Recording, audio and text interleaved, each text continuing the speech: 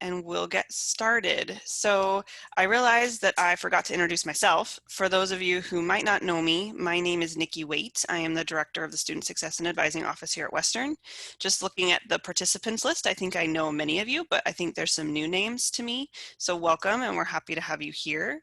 And just to give you kind of an idea of what we're going to go over today, just some very critical information to know about advising at WU, what that looks like, what to expect. This may be a review for some, but it does help to just kind of give an idea of what to expect every term as an advisor.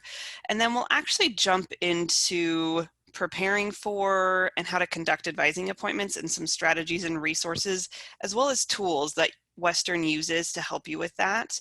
We do want to spend a little bit of time, since we are going into a new fall term, about what to expect when working with new students, as particularly our incoming freshman class, as we will have a higher number of those this fall term than in another term, and what your role as an advisor for those students can be, and just some other key things that we've found are really helpful to know, and then also some supports that have been built for you as advisors and where you can find supporting information to be able to really provide effective advising for your students. With this session today, feel free to make it interactive. We're hoping to show you some resources and share some information, but please feel free to ask questions. You're welcome to use the chat feature or to just ask your question. I will pause at points throughout the presentation to ask for questions, and then we will have a Q&A section at the end, but please feel free, if you want me to go back to something or if you have clarifying questions, don't feel like you have to wait until the end. You're welcome to pipe in at any time. We really want this to be a session that's beneficial to those of us joining. And then I also do just want to give a shout out to my colleague, Ron Mercer, who was going to be joining us today. He's unable to make it because he is actually out helping with the forest fires, but he has contributed, and I wanted to give him credit for helping put together this workshop for us today. Any questions before we get started?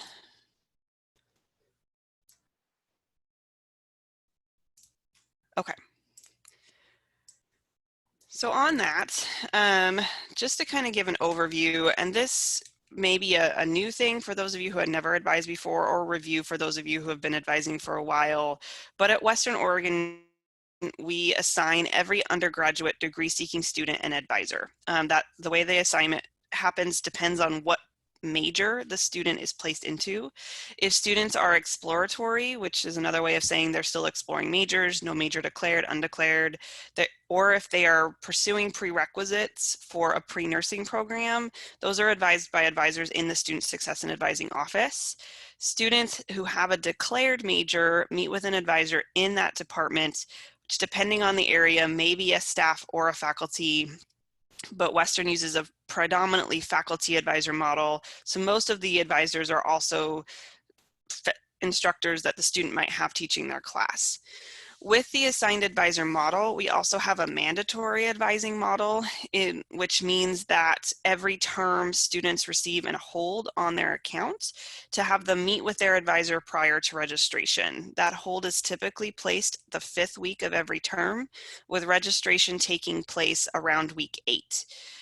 So with that, every term when we're reaching out to students, I should have a caveat that we do not place holds in the summer term, just because we have a high number of students who don't attend in the summer. And those advisor holds are only placed on students who are taking classes that term. So if a student has decided to take a term off, they will not receive an advisor hold while they are on a break. They only receive that hold if they are actively enrolled. Our office is always available to help students for general questions or success planning, but when it comes to really getting students to develop their relationship with advisors, we are really directing them through outreach and the holds to meet with their assigned advisor. Those advisor assignments are managed at the division level. So if you ever have questions about how advisors are assigned or who does that, that would be something to talk about with your division APA or division chair, as those are managed at the division level. So why does this matter? So why advising is important. I think for some this may be common sense, but I think it's important to just discuss some of the reasons why advising setup is the way it is and what we hope students get out of it. And really the number one reason is we want to help students graduate. Western, being a school that is really geared towards students who may be first generation students or students that may not go to college otherwise, the pathway to get their college degree can be confusing and detailed. And so we want someone to help guide them on that pathway to make sure they reach graduation. So that is, their advisor is that kind of person to go through that journey with them to provide them that guide.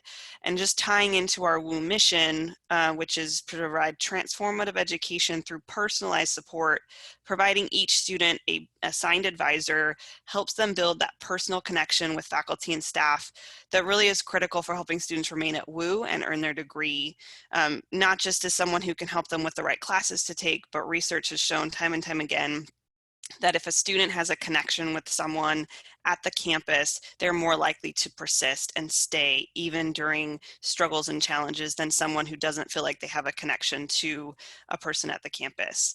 Another really big thing about advising is an advisor is someone who can build a relationship with a student outside of the classroom and across terms.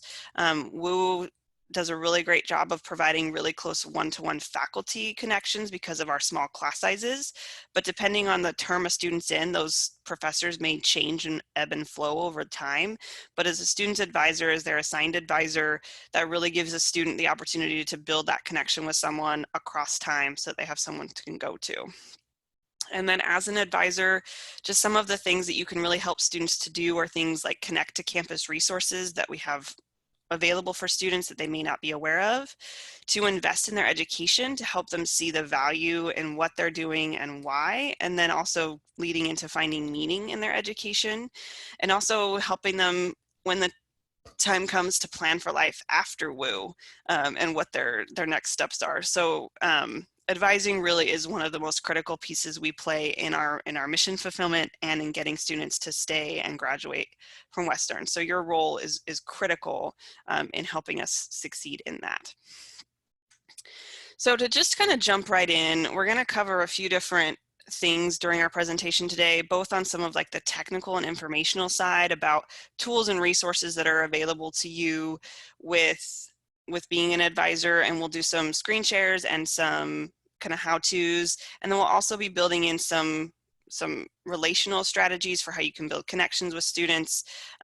So the way we're going to kind of approach that is just kind of walk through the process of if you're getting ready for, it's time for advising, students are starting to come to you to get that support because we're getting close to registration, is just what would you do to prepare for an advising appointment? So that's kind of the model we're going to use to how you would use these resources. So we're going to start out with, okay, how do you prepare for advising appointments? So one of the best strategies that we encourage advisors to do is to connect with students early. Western has a couple of different tools that can be used to find who your assigned advisees are, and that's the Wolf Connection System, also known as WCS, and Wolf Web. And I'm going to show how to use both of those tools. With this, while advisor holds are placed week 5, we have found a lot of benefit from advisors reaching out to students earlier in the term so that students know who their advisor is, have someone checking in with them. That seems to go a long way in helping students feel connected to the university and then be ready to go when it's advisor time to come and meet with their advisor. And just for reference, we do have tutorials on the screen sharing I'm going to do here in just a minute available on our website at these 2 different resources. And these slides will be made available after. So jumping right in, I'm going to first start with the Wolf Connection System. So every faculty and staff member, advisor has access to the Wolf Connection System through the WU portal. It is an icon listed here at the top. It's the blue one. And then when you click on that and log in, this is the home screen that you'll get to. Now I have rolled ahead to a future term just to protect the FERPA information of my assigned advisees, but this will give you a general idea of what you can find and use the system for. When you log into the Wolf Connection system, depending on your roles at the institution, you may have more than one homepage. As an advisor, you'll come to a staff home. That's the advisor page. If you are also an instructor, this might say professor home, and you can toggle between the two simply by switching this little down arrow to switch between the two roles.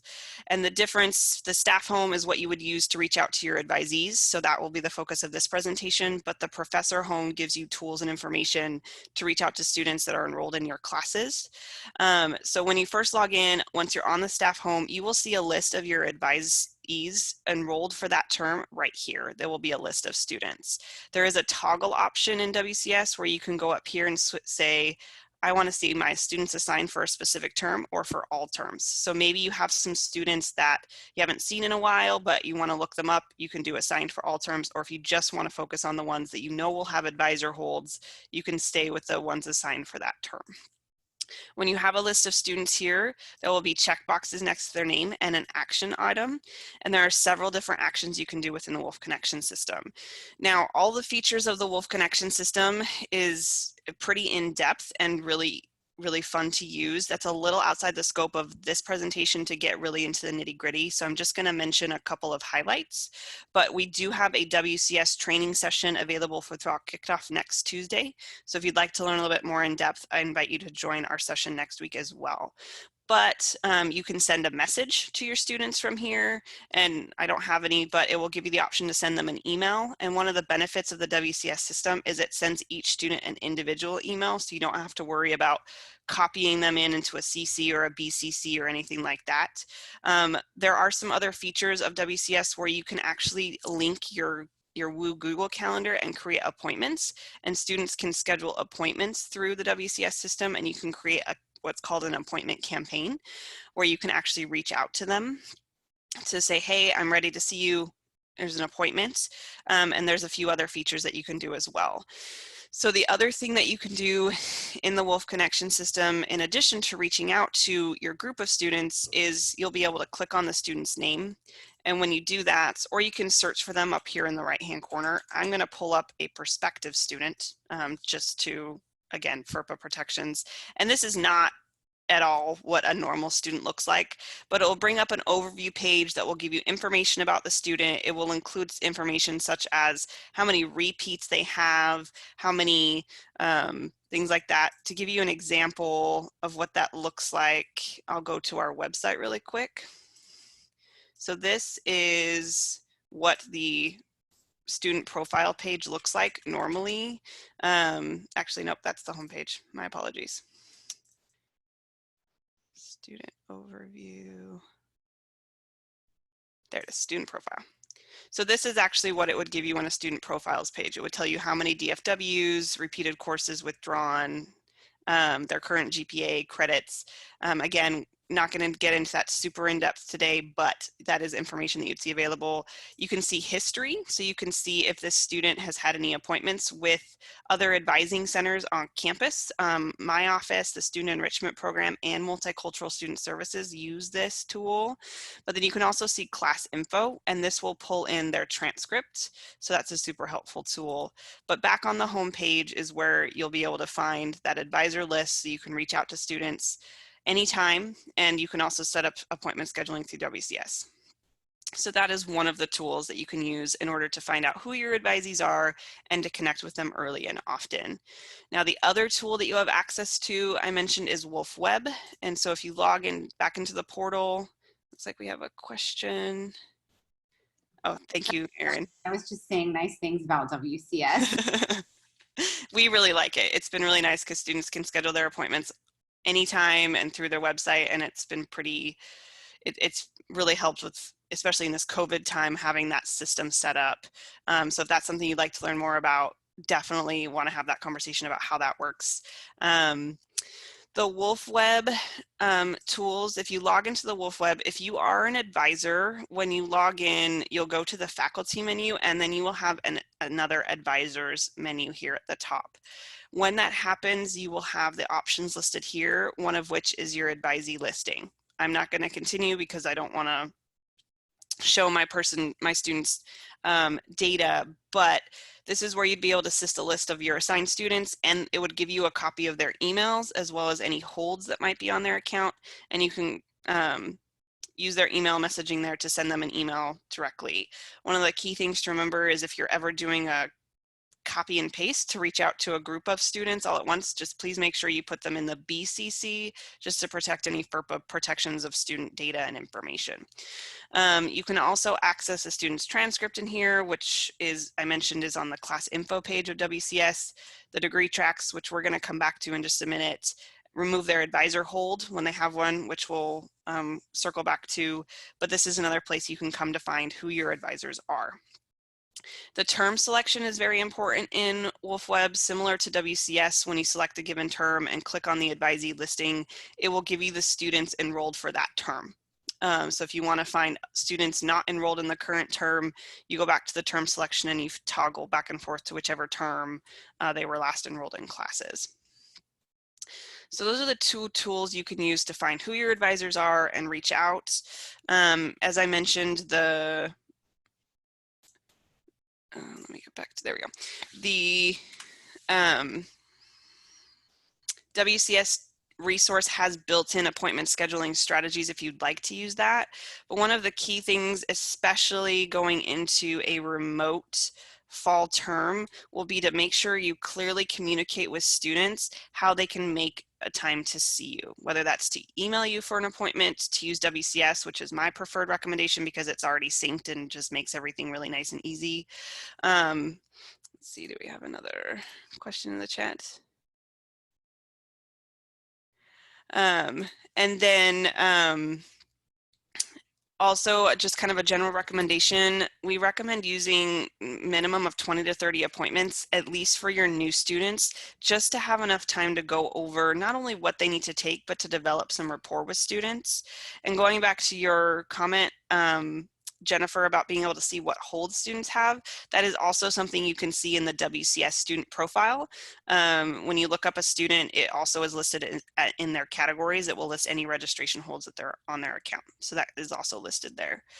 Another resource for scheduling appointments going into a remote term is on our website under advisor resources, which I'll show a little bit later in the presentation.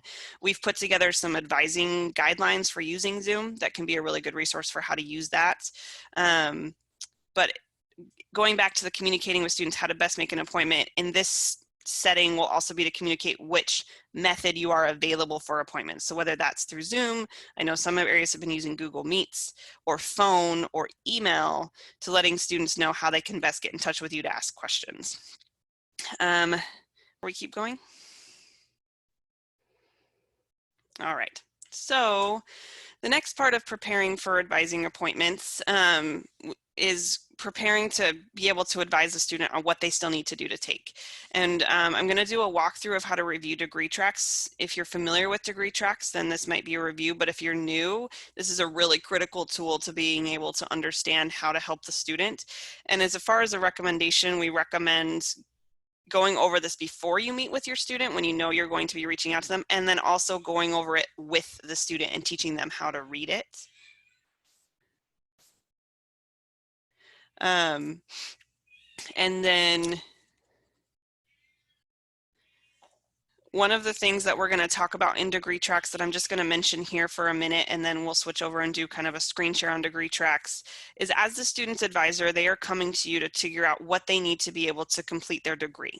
This includes all of their degree requirements. So that's overall graduation requirements, the major requirements that you really are, the content expert on, and then general education. And I'm going to turn some time over to Erin in just a few minutes to delve into that a little bit. But one of the things that is really important to remember as advisors is to really remember the big picture and to be looking at those overall degree requirements and teaching those to your student, because we've had too many stories of students who feel like they're done and then they get to their graduation and get an email saying you don't have your requirements all met. And I'll show that in just a second here of where that looks. So to access DegreeTracks,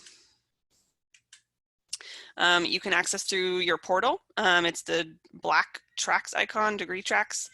And then when you do that, it'll come to this screen. Now I'm just going to pull up my DegreeTracks and do a what if to pretend I was a student, again for FERPA. But when you put in a student's ID up here, you can use their V number, or you can search for their name.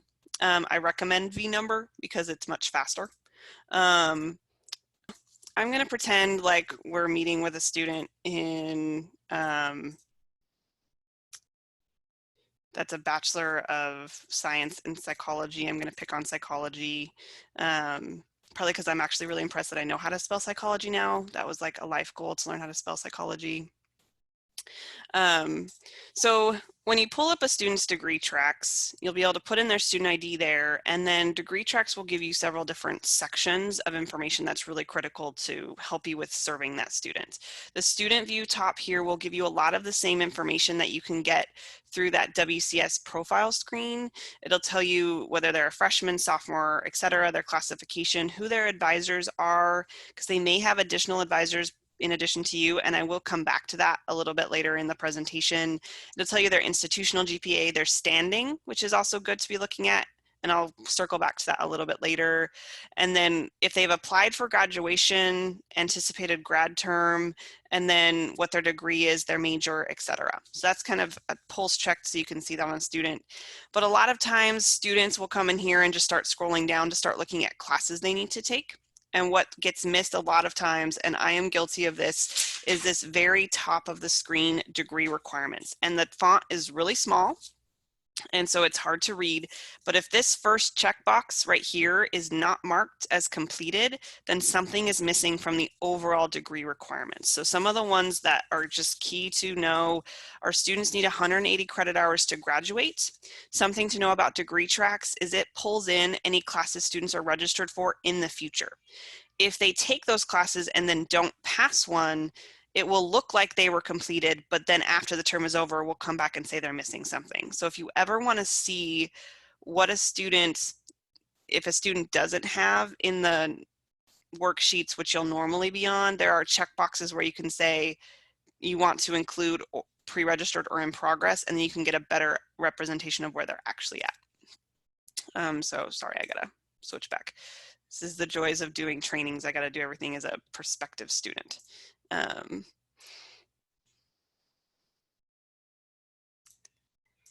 So going back to those overall degree requirements, making sure students have 180 total credits. That is pretty set. They need to have 180 credits.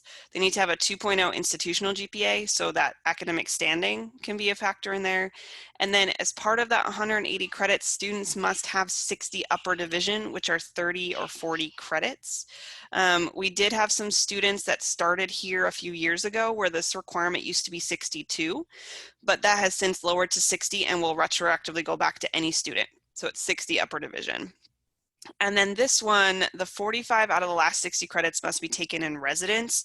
That one catches students up kind of out of the blue sometimes. What this basically means is out of the last 60 credits that a student takes, 45 of them have to be at WU. So there have been circumstances where a student is here for 3 years and they transfer someone else to finish out their last year and then try to come back and graduate, and they do not meet this residency requirement because they transferred in 60 credits to finish out their degree. So that is something to be aware of. If students are transferring in credits from other institutions, they need to be aware of when they're transferring them in because it can affect their residency. So those are the overall degree requirements. And I'm going to scroll down here to the bottom to the legend in case you've never used DegreeTracks or not super familiar with it. When something is completed, it will be marked with a green checkbox. If it's not complete, it will look like this and be open in red. If it's in progress, they're currently taking the classes or they're enrolled in the future term, it will have a blue squiggly line. And if it's a double squiggly line, that usually means that they filled the requirement, but they're still missing part of it. So that's usually something that sometimes that's a waiver that they need, or they need a check off by an advisor. But those are just some things to watch for. So those are the overall requirements. Then there's apply for degree. This system will tell you whether or not a student has applied for their degree. Seniors need to apply at least 3 terms beforehand, and they can do that through their portal. And there's some information on that on the registrar's office webpage. And then whether their major, general education, and upper division are done. This is kind of an overview checklist up here, but this checkbox up here is the one that gets missed a lot. So that's the one to look for. If you're thinking, okay, the student's done, it will be done up here. And then it will list the major requirements, and this is really where your departments will come in handy to understanding what requirements students need to take here. But something that's helpful for students to know is all these classes, if the specific class is listed, it's hyperlinked. So you can click on it and it will give you a description of the course, and then it will actually give a general idea of when the course may be offered. This is always subject to change, but we do year-long scheduling, so we project out a schedule a year in advance so students can tentatively see when it might be offered, knowing that that schedule is always subject to change. These sections right here of DegreeTracks are pretty simple. You take one class, once you take it, it checks green. But there are sometimes sections of DegreeTracks where it's a specific number, not a specific class. So the key thing with DegreeTracks is just making sure you read the fine print, because it usually is listed there, but sometimes it's really, you have to read it a couple times, but usually it's very specifically spelled out, but it can be easy to miss as you're just scrolling through. So when you're preparing to meet with a student, or you're meeting with a student and going over their degree requirements with them, reviewing their overall degree requirements and where they're at with that, the major requirements, and then also where they're at with their general education. So I'm going to show just a couple things here, and I'm going to turn it over to Erin to kind of explain more about our general education program and some resources to helping students advise here. So whenever a DegreeTracks has something like this, where there's one overall requirement and then some subcategories, this just means that they choose from the options. So right now it lists lots of options under this mathematics, but a student chooses one from the following and then one class. And once they do that, this whole section marks as complete and all of those options disappear. So sometimes students will look at this and be thinking they have to take 3 different math classes. They don't, it's just showing them options. So similar down here under like health promotion. Or it might list something like this, where it's 2 classes from all of these different choices. Once the student has taken those 2 courses, it will mark as complete and we'll fill that off. And once a student is taking those classes, it will specifically list right here which classes are fulfilling that category. So if a student has transfer credits or has taken previously classes, you'll be able to see what classes fulfilled what category, because it will list them right over here. So with that, Erin, are you good if I turn some time over you to talk about our general education program and some resources for advising students? Yeah, that would be fantastic. Okay, let me know if there's anywhere you want me to specifically go on the screen. Yeah, I'm going to say for now, let's stay in DegreeTracks, because that kind of lets us take a look at the kinds of things that students are going to see. And the main thing to know is that while, as Nikki said, advising for general education is really part of the holistic process of advising a student toward their degree, no one is expected to know everything and all the nuances and ins and outs of general education. So if you ever get stuck or you ever have a question, that is my job, is to help with that. So please don't hesitate to contact me. I really encourage people to use the gened@wu.edu email address. The reason for that is emails that come to me there are less likely to get lost in the giant quagmire that is my personal email. So that's just something to keep in mind.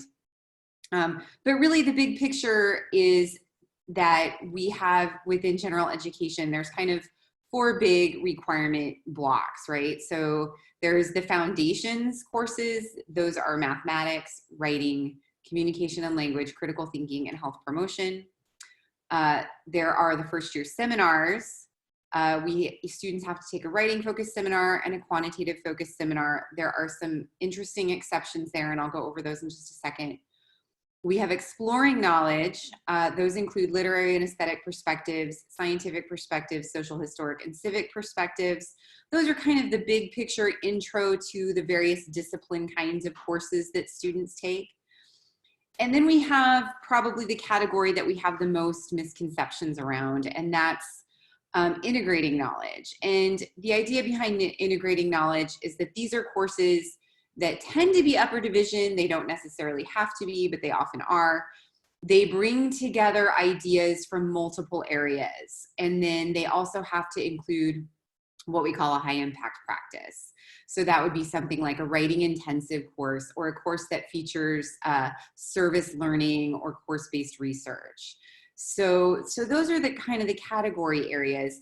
And what I usually encourage advisors to do is, especially if you have students coming in with transfer coursework, and they have a class that they think might fit in one of these areas, just to take a quick look at our requirements and courses page to get a sense for when we say literary and aesthetic perspectives, what does that mean? Well, you're engaging in something that focuses on creativity, on literature, on understanding those kinds of ideas, right? If you think you have a scientific perspectives course, what does that mean? Well, it means you've got something that involves some laboratory activities. And then we have a petition process that allows students to request applying this as, I would call it like if they're doing a course substitution or they're bringing in a course that they think fits. And the petition process, a lot of the people that I see on this Zoom call have used that process, and hopefully you found it fairly easy to. Darlene is smiling because she's like my #1 client. But we've tried to make that really easy for students to use, and they can do it themselves, but we do ask that they include their advisor's information on there, because I like to keep advisors in the loop about what's going on with students. So, and normally they've talked to you about it, but just in case they haven't, we want to make sure that you're in the loop. So I think the other couple of things that I would want to bring up for you folks to know is that when you meet a student for the first time, some things that are helpful to think about for general education. And for our incoming students who are first-year students, this tends to be pretty straightforward. The main things to be aware of are whether or not they have advanced placement courses that potentially meet any of their general education requirements. Those usually transfer in pretty effectively, but if their AP scores have not been filed, that may be a thing to be aware of. So just asking them if they took any AP exams is a good thing to do. The other thing that comes up sometimes is with mathematics and writing. With math, there are some SAT and ACT scores that will fulfill those credits. With writing 121, there's also some placement due to ACT and SAT. So just being aware of that. And we have a lot more information on our website about placement in math and writing. So I'm not going to go over that in a lot of detail, but if you have any questions, I'm always happy to answer those. For transfer students, things get a little bit trickier. The main thing to know for transfer students is that if they come in with, for example, 30 credits or more of college level work, no matter how they bring that work in, whether they have a transfer degree or not, we waive their first year seminars. So if you've got a student who came in with 30 credits or more of transfer work and those first year seminars aren't waived, that's an area to bring a petition.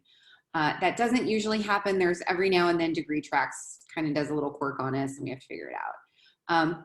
On the other hand, if you have a student who has a transfer degree, for example, an AAOT, or if they have the intersegmental education transfer degree from California, or if they have the Washington State transfer degree, right? There are transfer degrees that automatically wipe out all of our general education requirements. They do, however, need to have submitted a transcript that shows that degree has been awarded. So if they come in and they are telling you they've got a transfer degree that should cover gen ed, the first question is, great, have you submitted your transcript with that degree awarded? Now, sometimes we have students who come in, and this is a great problem to have, they come in from places like, well, let's just pretend they came from Kansas, which is where I went to undergrad, and they're bringing in a transfer degree that is not articulated with our system. That does not mean that that transfer degree wouldn't necessarily be adequate to cover our general education requirements. It's just one we don't see that often.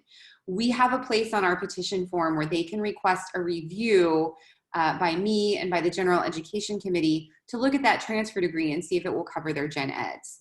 So if they're coming in with an associate's degree from a community college or a transfer degree from another kind of a school, we want to make sure we get a chance to look at those to help them out. So that is a good thing to be aware of. And I see a question in the chat. Transfer student transcripts will be articulated automatically into degree requirements, gen ed and major. So for gen ed, yes, if it's one of our articulated transfer degrees. If it is not, then they won't. And that's why I have that petition process where they can ask me to look at it. Okay. For the major, there are some really interesting movements afoot in the state of Oregon, and Kristen Morrow is providing some workshops on this throughout the fall on the Oregon Transfer Compass. If you have a student who is following an Oregon Transfer Compass, then yes, those things will be automatically articulated into the major. If they are not Oregon Transfer Compass students, it tends to be course by course. And so it depends on the kind of agreement we have with the community college. So that's a thing to be aware of. Okay, I don't know, Dan, did that answer your question? I see a thanks, so I'm gonna assume that it did.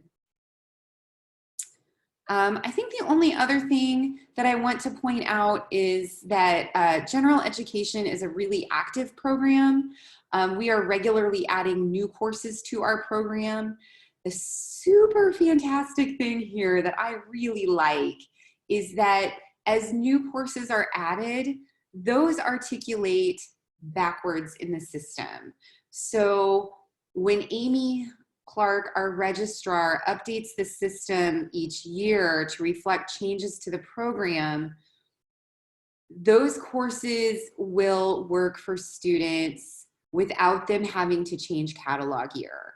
So for example, we added some linguistics classes to critical thinking this year. Students who took those classes before they were in the catalog, we've been able to articulate them backwards so that they are now working towards their degree requirement.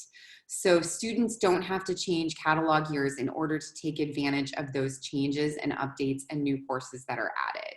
So the trick is we have to wait for Amy to update DegreeTracks, and that usually happens over the summer. So if you have questions about that, if there's been a class that's added that a lot of students in your program are taking, that's the kind of thing that you can contact me about, and we'll work through that together.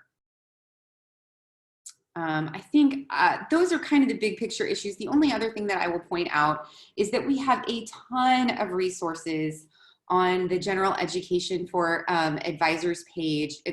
Unfortunately, it's under faculty resources, and I need to update that because we don't just have faculty members advising. That's just my own personal lens as being a faculty member.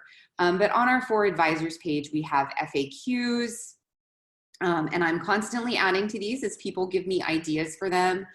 We have advising materials. We have a quick start guide for SOAR. We have this fun little tracking sheet that Nikki actually put together for us. And of course, we have the link to our petition process and our petition form. So all of those things, I think the petition form might be in the, I think it's in the FAQs, but I'm gonna make that more visible now that I'm looking at it this way. So this is a really great place to find resources, but if you can't find what you're looking for on the FAQs, you can certainly contact me. And I think there are people on this call who are vouched for me that I do try to be very responsive and get back to you with an answer. It may not always be the answer you want, but I promise I'll have a good reason. I don't know. I'm going to pause if there's any questions or things that other questions I can answer or things that I can help with.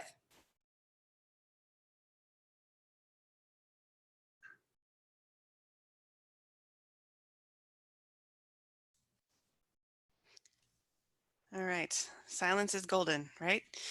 Oh, it looks like Kathy Whitwer is vouching for you, Erin. I can also vouch for Erin. Kathy also makes my job easy. She always gives me all the information I need. Okay, so I'm going to switch back to DegreeTracks. One of the things, going back to that question about transfer credits being articulated, one of the other things that you'll see at the bottom of DegreeTracks under the general education are the upper division and whether students have created those, but then also electives or not counted. So I'm in a what if, so it'll look a little bit different, but a student who has transfer credits that are coming in that aren't articulated so that they're on the student's records, but they're not applying to any specific category, are listed down here under an electives category. So if you're working with a transfer student, they feel like a credit should apply and it's not showing up here somewhere, you can see what the class was and if we have it on file under the electives. And then we have a not counted or not applicable for any repeats or withdrawn classes, so you can still see those in the student's record. Let's see, we have a question in the chat. And then, oh, thanks Erin for sharing out that petitions form. So if you're working with a student that has come through with transfer credits and they're not showing them up here, you can scroll down to look under electives to see where those classes may have been, and then use that information to support the student in filling out a petition form. So that's where that information would go if it doesn't automatically place into a major. Sometimes the issue is that a student is finishing up a transfer degree and they transferred over their credits when they applied and haven't sent us an updated transcript. So if they have a transfer degree and it's not showing up at the top here as, you know, marked complete under general education, sometimes it's because we need an updated updated transcript. And so that can be a troubleshooting as well. So that's kind of, oh, go ahead. Break in real quick. The other thing that we're trying to do is, as petitions come in and these electives come in, is I'm working with Kristen Morrow to run them through the transfer evaluation system. So we're trying to get more of these things into the system so that students won't have this uncertainty. It's just, we have a lot of transfer students, so it's taking some time. Okay, so I'm going to switch back to my slides here, but that's just some information about reviewing DegreeTracks ahead of a student to kind of prepare for what they might need to help them with planning. But then we also, I strongly recommend, and I'll go into the slide, also teaching the students how to read DegreeTracks as well. So as we go through it ourselves, then being able to turn that over to the student and explain, this is DegreeTracks, these are your requirements, here's how you can find out what, and that really gives them the tools to be able to do that in partnership with you, so over time that responsibility rests more with the student. So that's preparing for advising students. And so I wanted to shift a little bit. So now this appointment's actually happening, and just some strategies for actually conducting advising appointments. And some of these may seem kind of common sense, but I think they're important to point out as part of the advising relationship, and just how critical they can be to a successful advising partnership with your advisees. So the biggest one is just developing a rapport with the students. There's a quote that I'll probably get wrong, something to the effect of, people don't care what you know until they know that you care. And especially in the state of the world as it is, making sure our students have a connection point and someone who cares about them as a human as well as a student is really critical to them having success. And so simple as asking open-ended questions, being curious about the students, that's kind of our office motto in student success and advising, is be curious. And so for the 20 minutes or the 30 minutes that the student is meeting with you, that they're your focus and that they're the only thing that really matters in that 20 to 30 minutes, which with the virtual world with notifications and dings coming from all sorts of avenues is hard to do, but really important. And then using just those active listening skills to really understand what the student's trying to say and not jumping ahead to the focus of the appointment. And this can be especially difficult for me, and if not others, to remember when it's busy season. You know, it's week 6, we're in the middle of the term, we have 3 advising appointments back to back. But just remembering that information you've told us to 20 students, it's the first time this one student has heard it. And if you take that few minutes to develop that rapport, see how they're doing, it really helps the student feel more comfortable and set the tone for a very successful advising session if you build that rapport early on. And then reviewing the students' degree requirements with them, using whatever tools they have as well as you might have in your major to help them for planning for upcoming turns. For example, I know many departments use major sheets, and then also showing them how to use DegreeTracks. Now, making students aware of Wolf Web and Schedule Planner is really helpful. I will put in here, it is not your job to register students for classes. That is not our job. Students learn that themselves, but we can show them where to find the tools. And if you ever need a good resource for students, we have an FAQ page on our website you can direct them to, but just making sure they're aware of resources that we have for registration. And then also, you know, making sure in that appointment, if there are other resources that are helpful to be that help that student succeed, referring them to those other campus resources, and then at the end of the appointment, ultimately removing the student's hold. So if we go back to Wolf Web, where you can see under the faculty member, under the advisor menu, your advisee listing, after you've met with a student, you can go into remove advisor hold, and this will show you a list of students that you can clear a hold. Now, a couple things to know here. If you are meeting with a student who is not one of your assigned advisees, this might happen for a few reasons, such as they are changing their major, or they are meeting with you because their assigned advisor is on leave. Their name will not show up here in the list.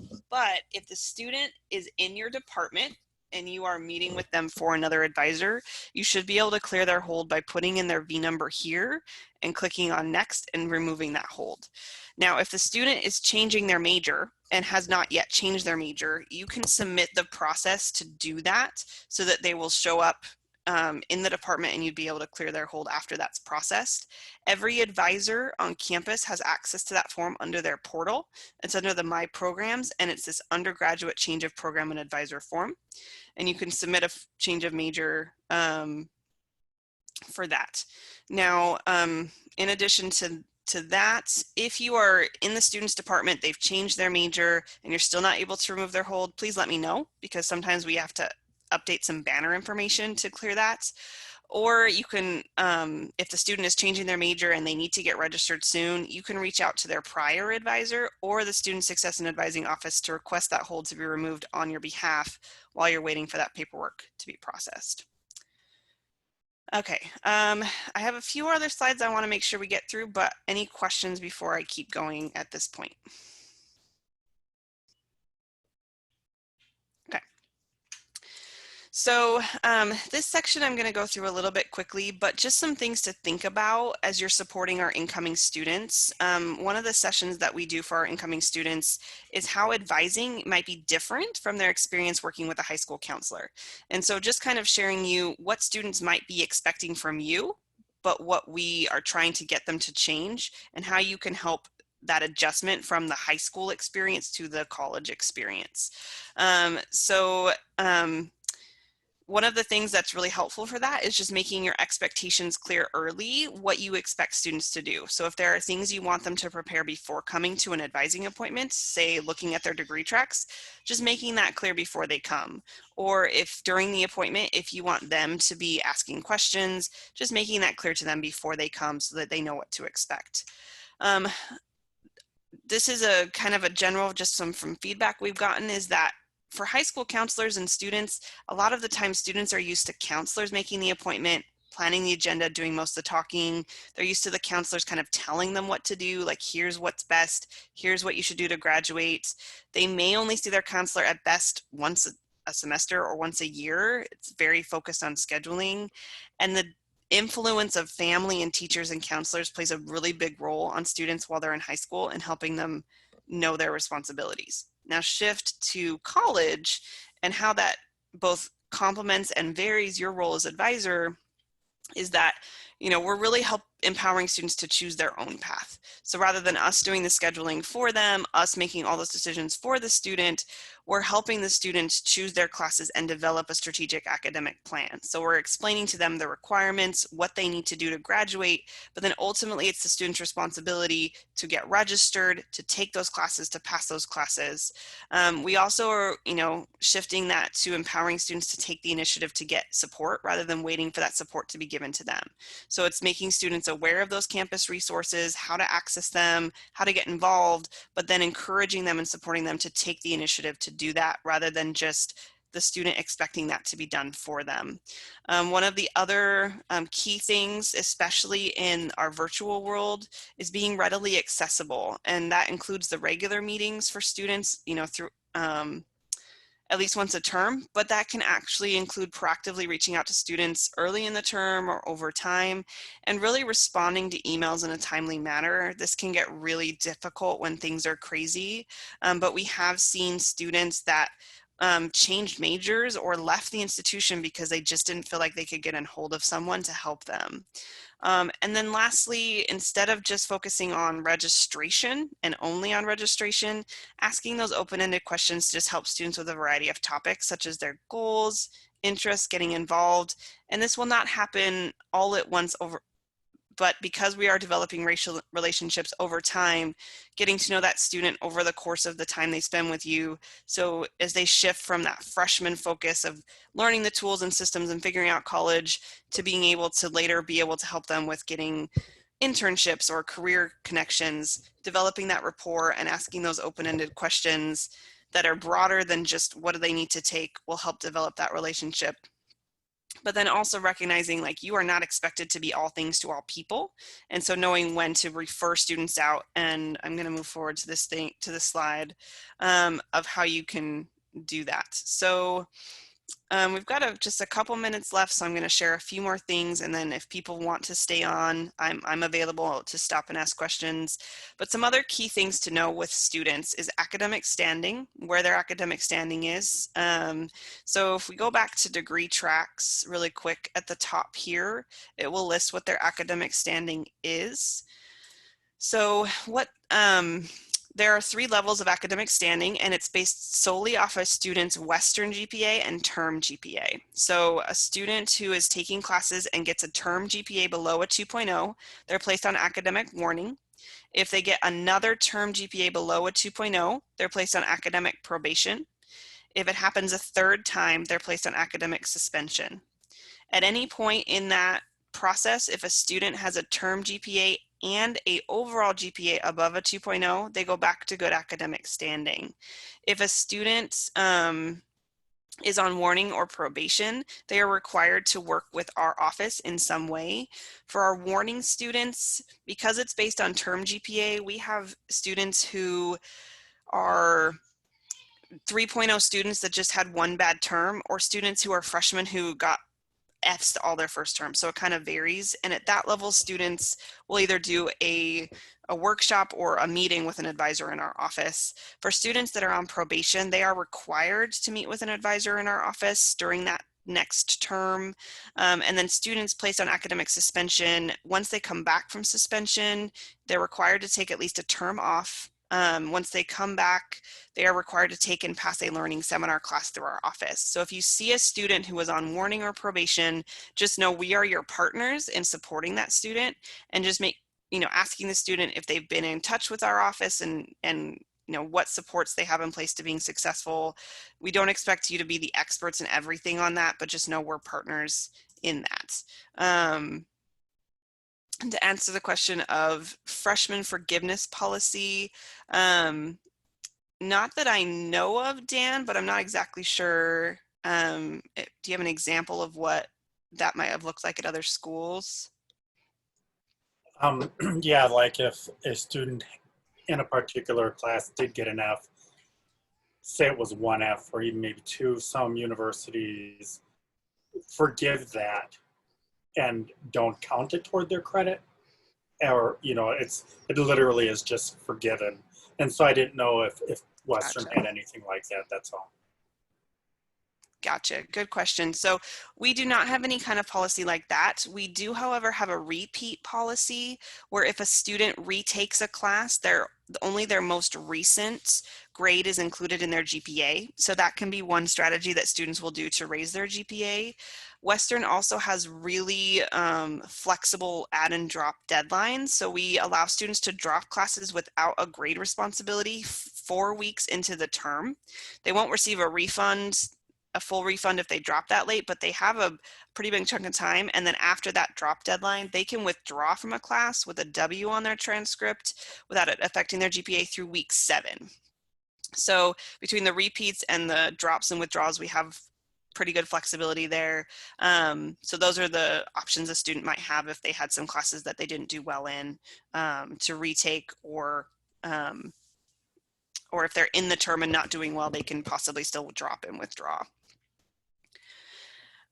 So yeah, academic standing, just knowing where their standing is and just checking in with a student if they've connected with our office, we will place an academic standing hold on students that need to work with us. So if you see that they have an academic standing hold, that's a sign that they need to come and work with us.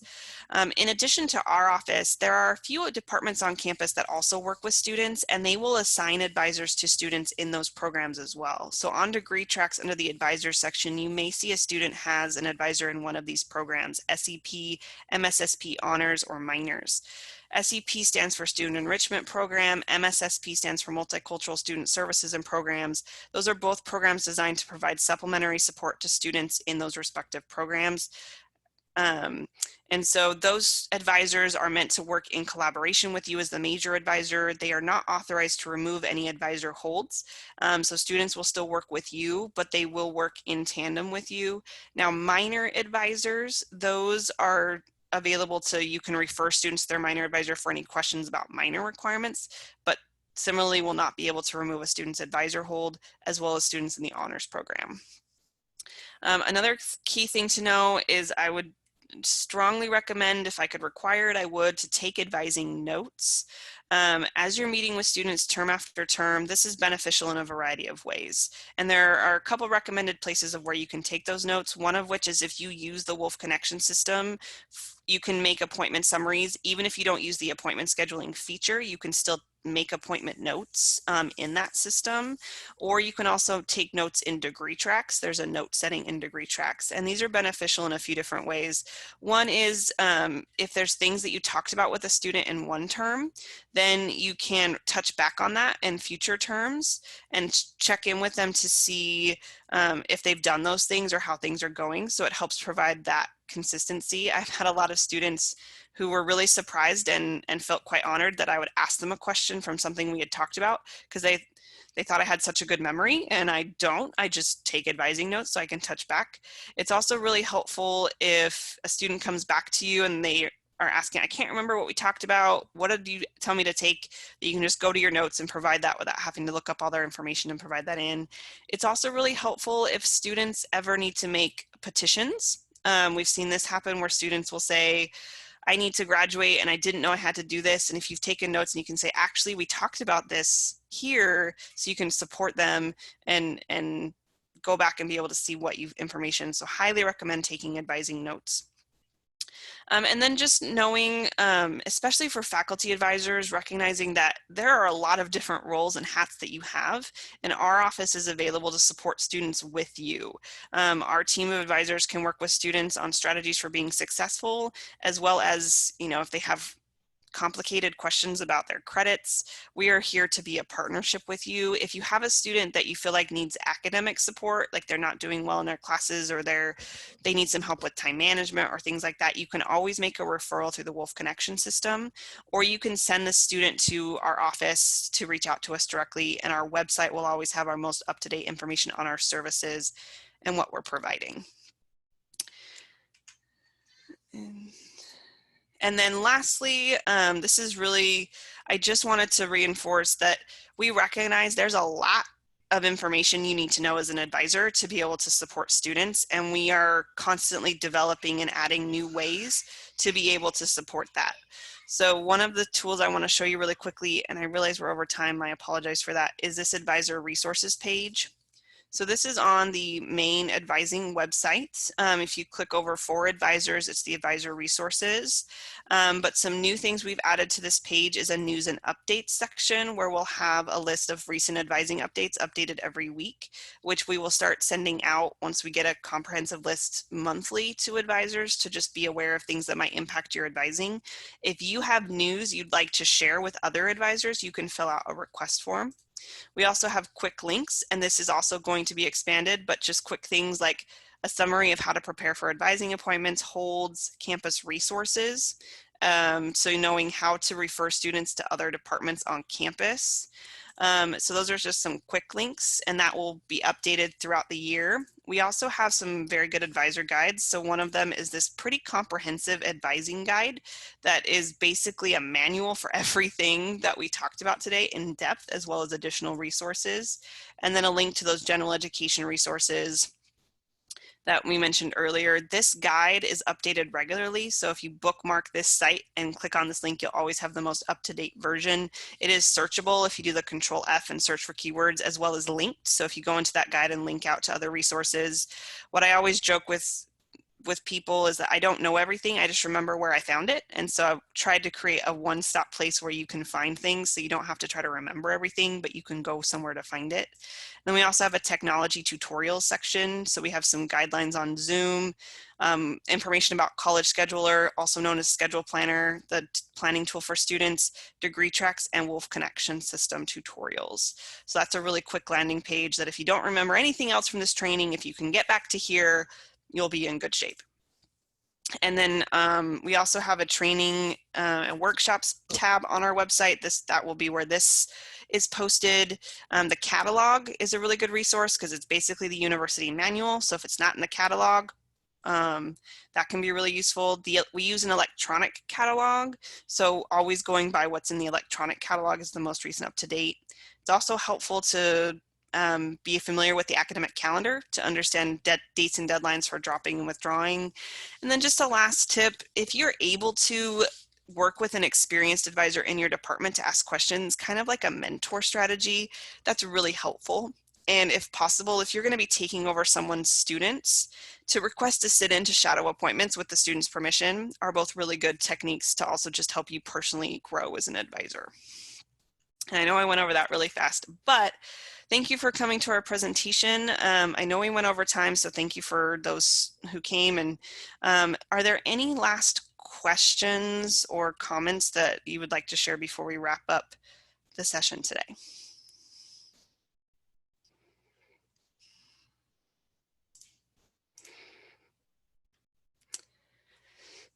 So Ted, your question of schedule planner, are you asking what is that?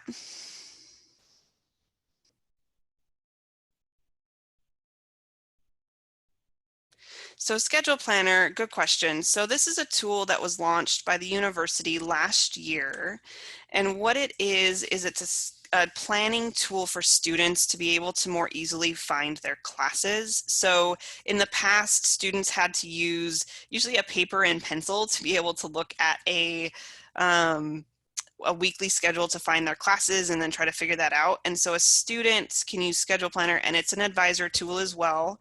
You can find it under the faculty menu, and it's right here at the bottom. So Schedule Planner, when a student or you log into it, you select a term, and then it's actually a planning tool. So students can select what kind of campuses they want, and then they can pick their classes and generate potential schedules to find potential classes. So it's really a tool that's designed to simplify the course planning process.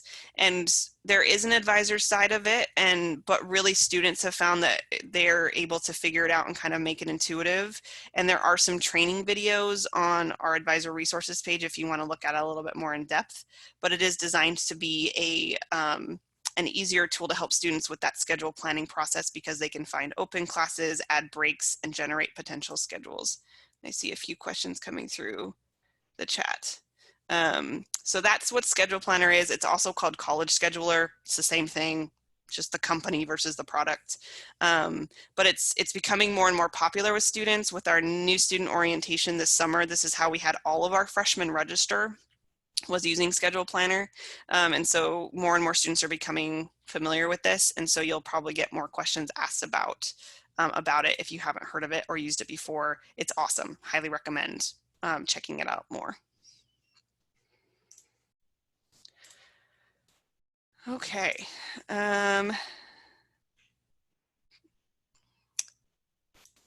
other questions? All right. Well, I'm getting a lot of thank yous, and thank you. I recognize, Friday at 4 p.m. This is a time of day where sometimes can be hard, but thank you for joining us. And we will have this recording available on our website probably sometime within the next week, along with the PowerPoint slides. And I hope you all have a great weekend.